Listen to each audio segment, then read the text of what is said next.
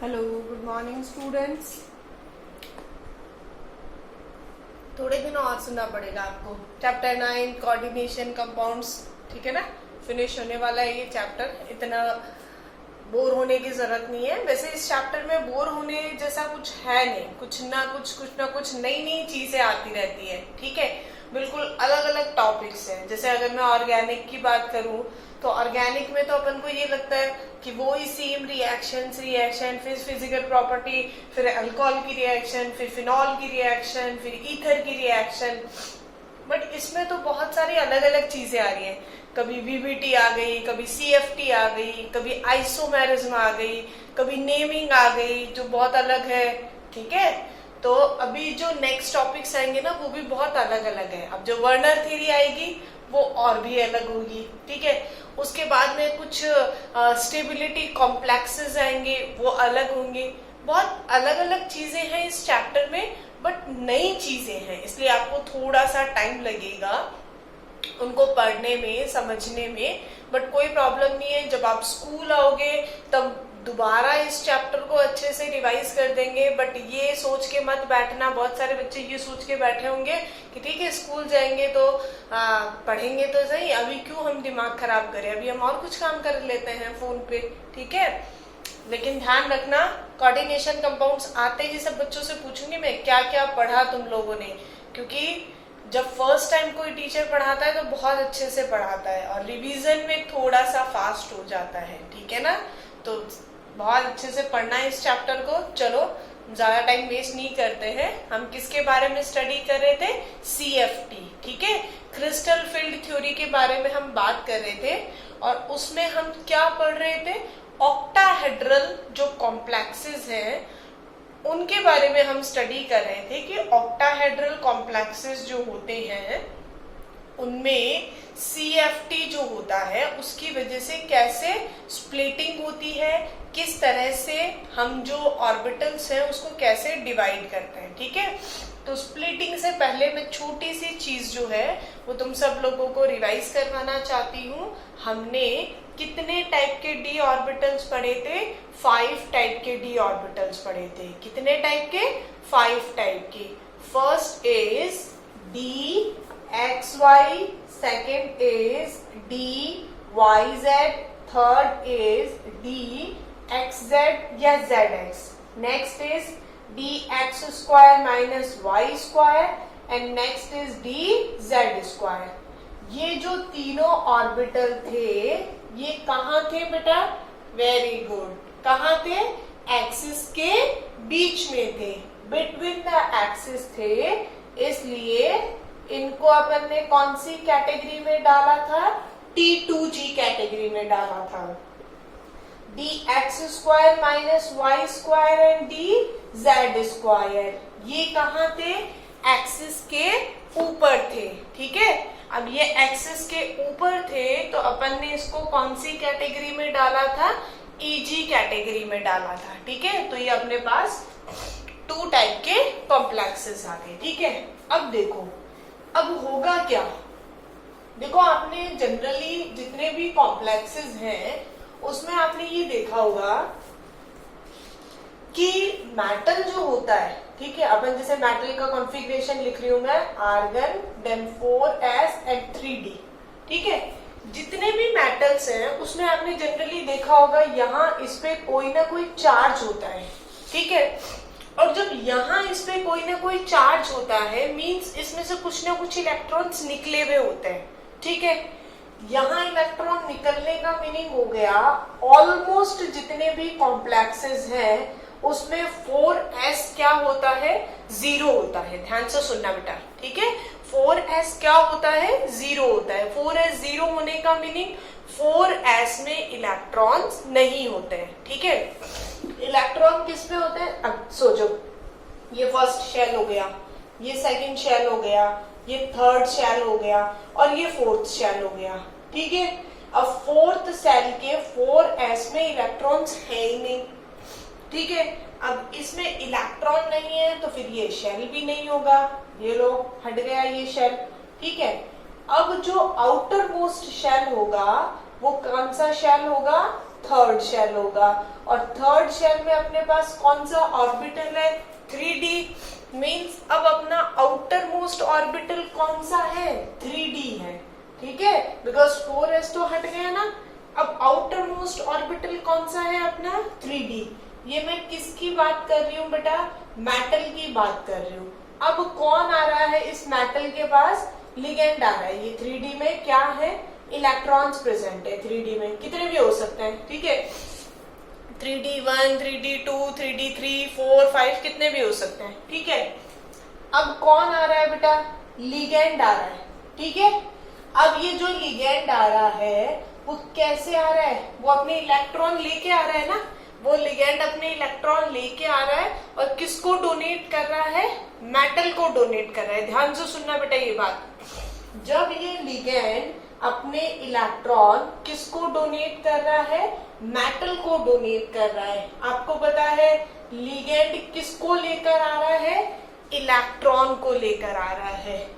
Metal के outer most shell में भी क्या प्रेजेंट है? इलेक्ट्रॉन्स प्रेजेंट है। इलेक्ट्रॉन इलेक्ट्रॉन मींस दोनों पे चार्ज कैसा है? सेम है। जब दोनों सेम चार्ज वाले हैं मींस लिगेंड ने जब अपने इलेक्ट्रॉन्स मेटल को डोनेट किए, उसको दिए, तो दोनों सेम चार्ज के होने की वजह से क्या करेंगे? वो दोनों एक दूसरे को रिपेल करेंगे, दोनों एक दूसरे से टकराएंगे, दोनों एक दूसरे को धक्का मारेंगे, ठीक है। तो लिगेंड जब यहाँ मेटल पे क्या कर रहा है? लिगेंड जब अपने इलेक्ट्रॉन डोनेट कर रहा है, जब उसको इलेक्ट्रॉन दे रहा है, तो उसमें क्या होगा? एक रिपल्शन फोर्स जनरेट होगा, ठीक है। और आपको पता है जब भी रिपल्शन फोर्स जनरेट होता है तो ये जो लिगेंड है उसके इलेक्ट्रॉन्स के पास जो एनर्जी है वो एनर्जी किसके पास आ जाएगी? मेटल के इलेक्ट्रॉन्स के पास आ जाएगी।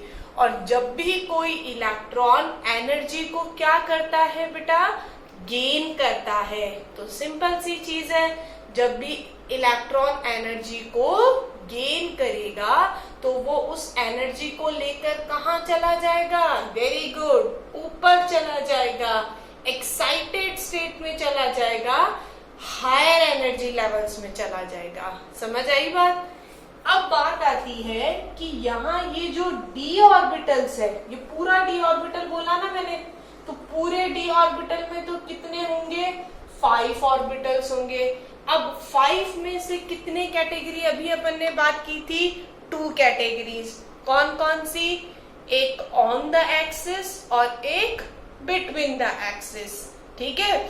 अब कौन से ऑन द एक्सिस है और कौन से बिटवीन द एक्सिस है, ये हम बात करेंगे, ठीक है। और कैसे उनमें स्प्लिटिंग होगी, तो ध्यान से देखना। आपको समझ में तो आया ना स्प्लिटिंग हुई क्यों है? क्यों हुई है? क्योंकि लिगेंड अपने इलेक्ट्रॉन लेकर आया है, ठीक है, और उसने वो इलेक्ट्रॉन किसको देना चाहा? मेटल को देना चाहा। लेकिन मेटल के पास क्या थे? पहले से बाहर से इलेक्ट्रॉन है, तो उसकी वजह से क्या जनरेट होगा? रिपल्शन जनरेट होगा, ठीक है। अब देखो, ये तो हुई जनरल बात कि कोई भी लिगेंड हो तो कैसे उसमें रिपल्शन होगा। बट हम किसकी बात कर रहे हैं? हम बात कर रहे हैं ऑक्टाहेड्रल कॉम्प्लेक्सेस की, ठीक है, और जिसका स्ट्रक्चर ऐसा होता है। मेटल, ठीक है, कितने एक्सिस होते हैं मेटल पे? 3 एक्सिस होते हैं। मींस ये अगर एक्स एक्सिस है तो ये कौन सा होगा? X dash. ये वाई एक्सिस है तो ये वाई डैश। ये जेड एक्सिस है तो ये जेड एक्स। और इन एक्सिस पे क्या प्रेजेंट होते हैं बेटा? लिगेंड्स प्रेजेंट होते हैं। सबको पता है ना कितने लिगेंड होते हैं? 6 लिगेंड होते हैं। किस में होते हैं 6 लिगेंड? ऑक्टाहेड्रल कॉम्प्लेक्सेस में, ठीक है। तो ये 6 लिगेंड कहाँ पे प्रेजेंट है? एक्सिस पे प्रेजेंट है ना। एक्सिस पे प्रेजेंट होने का मीनिंग क्या हुआ कि लिगेंड ऑक्टाहेड्रल मीन्स ये मेटल है, ठीक है। अब इस मेटल पर जब लिगेंड अटैक कर रहे हैं, कितने लिगेंड अटैक कर रहे हैं? 6 लिगेंड अटैक कर रहे हैं, 6 लिगेंड अटैक कर रहे हैं, ठीक है। और वो लिगेंड कहाँ से अटैक कर रहे हैं? वो अटैक कर रहे हैं, ये एक्स एक्सिस थी, तो यहां से एक लिगेंड आया अटैक करता हुआ, फिर एक यहां से आया, एक यहां से आया, एक यहां से आया, एक यहां से आया, एक यहां से आया, मतलब सबके सबने कहां से अटैक किया, एक्सिस से अटैक किया। ये देखो ऐसा स्ट्रक्चर था ना, ठीक है। अब ध्यान से सुनना मेरी बात, डी कितने ऑर्बिटल्स होते हैं, 5 ऑर्बिटल्स होते हैं। कुछ कहाँ होते हैं, एक्सिस के बीच में, यहाँ है कुछ तो, और कुछ कहाँ है, एक्सिस के ऊपर। अब जो लिगेंड आ रहा है ना, वो कहाँ अटैक कर रहा है, एक्सिस के ऊपर अटैक कर रहा है, ठीक है। मीन्स अगर मैं बात करूं, एक तो है यहाँ पे ऑर्बिटल और एक है यहाँ, ठीक है, और लिगेंड जो आ रहा है ना वो यहां से आ रहा है, एक्सिस के ऊपर से आ रहा है। तो अब बताओ, मीन्स थप्पड़ मार रहा है लिगेंड, एक तो इसको मार रहा है, एक यहाँ पे ये खड़ा है, इसको यहाँ पे मार रहा है, तो ज्यादा तो इसी को लगेगी ना, सिंपल सी चीज है। लिगेंड जब अटैक कर रहा है, और कहां से अटैक कर रहा है, एक्सिस से अटैक कर रहा है, तो जो एक्सिस पे डी ऑर्बिटल्स होंगे उन पे क्या होगा, रिपल्शन ज्यादा क्रिएट होगा, क्योंकि एक्सिस के बीच वाले तो इससे दूर हो गए। ये इसने लिगेंड ने अटैक तो यहां से किया था, और ये तो इससे दूर हो गया, तो इस पे तो कोई फर्क नहीं पड़ेगा। क्यों, क्योंकि लिगेंड किसके थ्रू आ रहा है, एक्सिस के थ्रू आ रहा है। तो जब वो एक्सिस के थ्रू आ रहा है, तो एक्सिस पे प्रेजेंट जो लिगेंड्स होंगे, कौन से होते हैं, एक्सिस पे लिगेंड कौन से प्रेजेंट होते हैं, ईजी वाले, means D x square minus Y square and D Z square. ये जो लिगेंड्स होते हैं, इनकी एनर्जी क्या हो जाती है, बहुत ज्यादा हो जाती है, क्योंकि लिगेंड ने क्या किया है, डायरेक्ट उनको थप्पड़ मारा है, तो उनकी एनर्जी क्या हो गई। अब सोचो, तुम्हें कोई थप्पड़ मारे, है ना, तो तुम लोग क्या करोगे, एकदम से उसकी एनर्जी, जिसने थप्पड़ मारी है उसकी एनर्जी कहाँ गई, आपके गाल में गई ना। गुस्सा तो तुम्हें भी बहुत आता है उस टाइम, एकदम एक्साइटेड हो जाते हो, बट वो अलग बात है सामने थप्पड़ मारा किसने है ना। अगर तुम्हारे किसी फ्रेंड वगैरह ने मारा है तो तुम काम उसका उसी टाइम सेट कर देते हो, ठीक है। बट अगर किसी बड़े ने मारा है, किसी टीचर ने मारा है, तो बात अलग है, ठीक है। तो यहाँ क्या होगा, लिगेंड ने जैसे ही अपनी एनर्जी किसको दी, मेटल के ऑर्बिटल्स को दी, तो मेटल के ऑर्बिटल्स क्या करेंगे, उस एनर्जी को गेन करेंगे, और कहाँ चले गए, ऊपर चले गए, हायर एनर्जी लेवल पे चले गए, ठीक है। अब होगा क्या, ये होगा, समझ में आया। अब स्प्लिटिंग बता रही हूं मैं, कैसे हुआ स्प्लिटिंग, ठीक है। मेरे पास 5d ऑर्बिटल्स थे, 1 2 3 4 5। First is D x Y, second D Y Z, third D x Z, fourth D x square minus Y square, and fifth is D Z square, ठीक है। 5d ऑर्बिटल्स थे।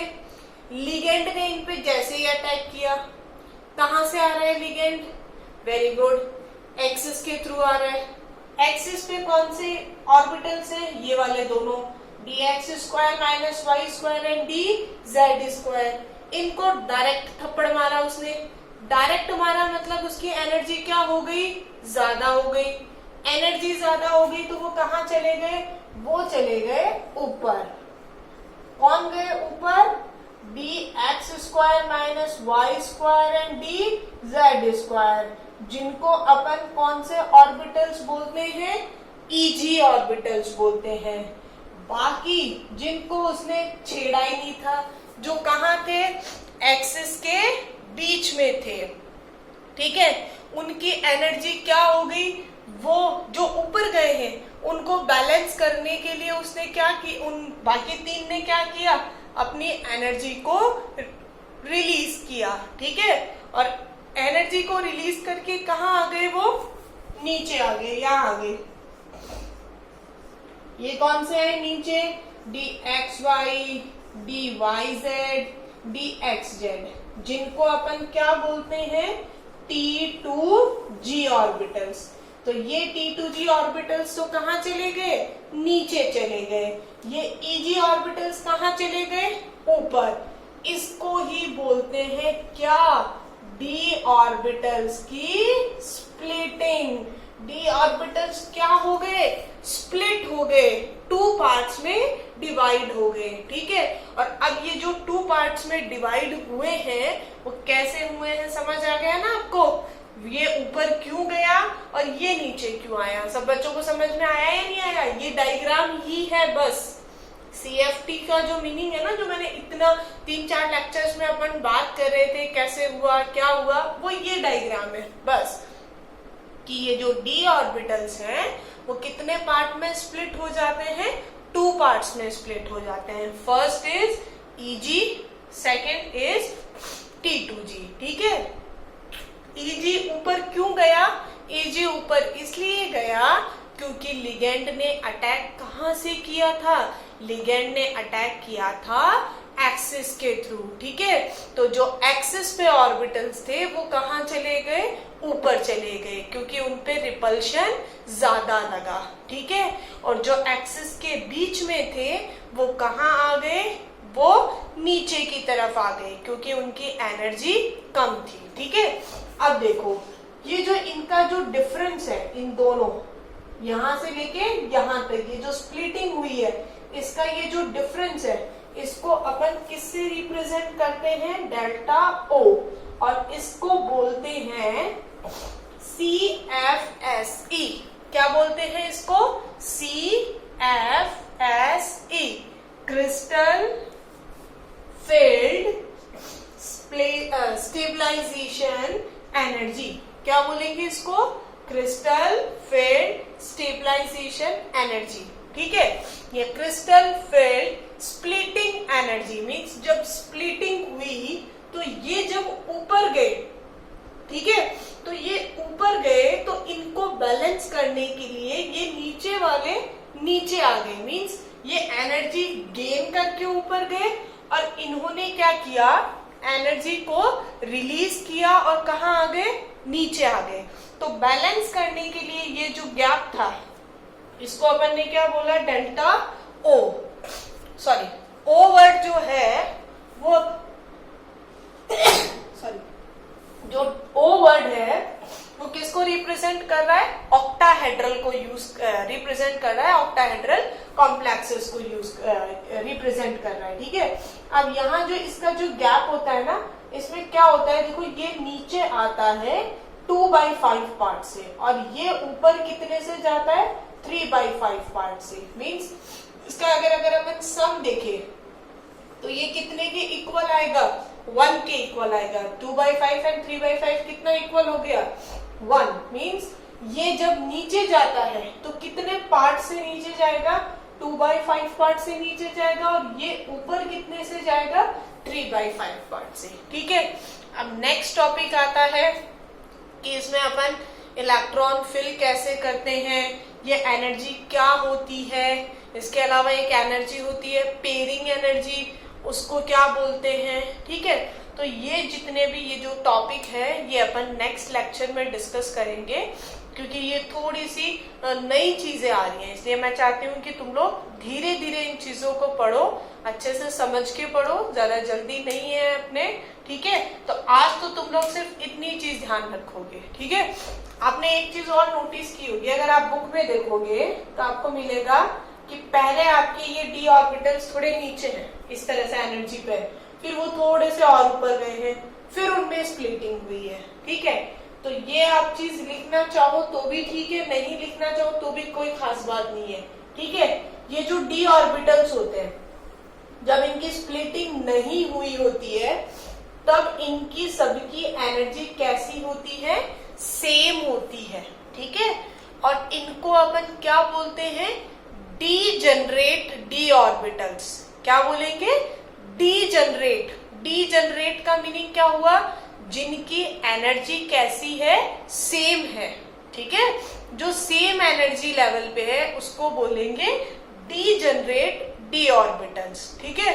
और degenerate D orbitals पर जब ligand attack करेंगे तो वो कितने पार्ट में स्प्लिट हो जाएंगे, 2 पार्ट्स में स्प्लिट हो जाएंगे, T2G एंड EG।